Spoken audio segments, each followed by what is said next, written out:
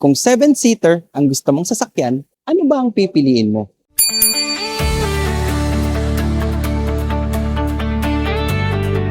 Kung 7-seater ang gusto mong sasakyan, ano ba ang pipiliin mo?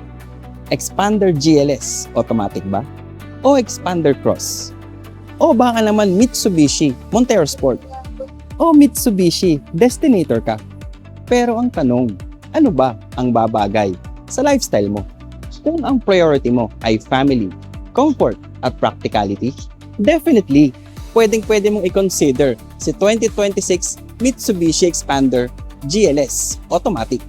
Kung madalas mong kasama ang iyong family, friends, o yung mga tropa mo, 7-seater, comfortable, practical gamitin, at hindi mo kailangang i-sacrifice ang space para makasakay lahat.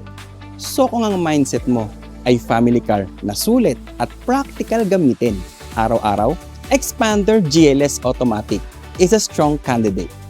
Pero kung gusto mo ng same family practicality, pero mas rugged na dating, then check out ang ating 2026 Mitsubishi Expander Cross.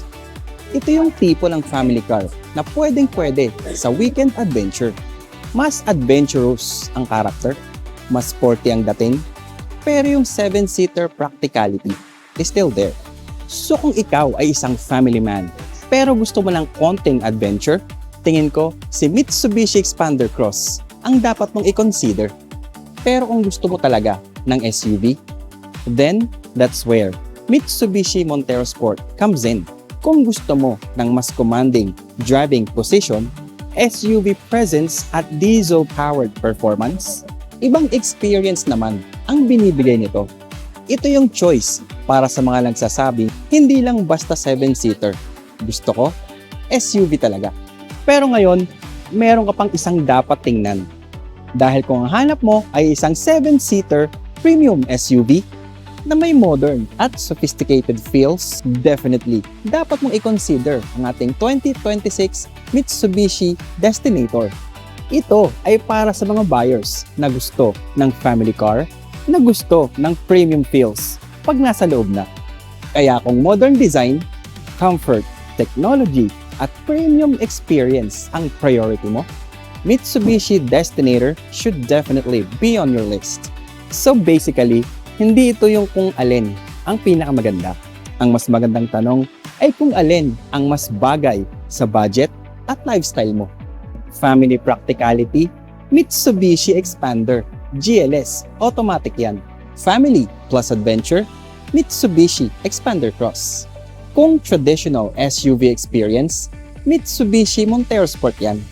At kung modern at premium 7-seater SUV experience naman ang hanap mo, Mitsubishi Destinator tayo dyan. So kung bibigyan ka ng budget para kumuha ng 7-seater na sasakyan, Expander GLS Automatic ba? O Mitsubishi Expander Cross? Mitsubishi Montero Sport? O Mitsubishi Destinator ka? Comment ka lang sa comment section ng video na to.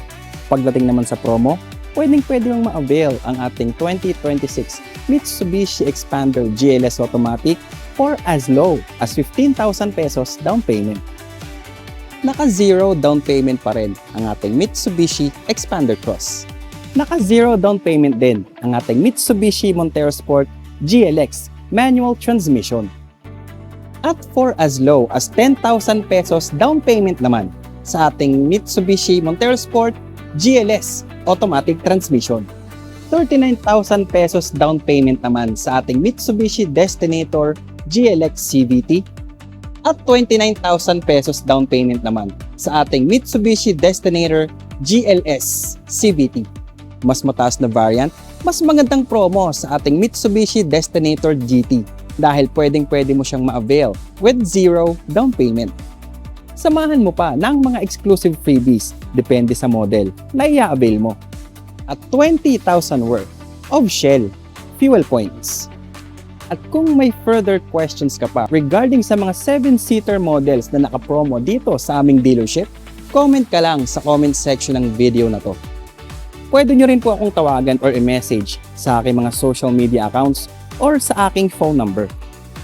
Eman Anastasio nga po pala ang inyong sales consultant here at Mitsubishi Peak Motors Jose Abad Santos, Tondo, Manila Branch.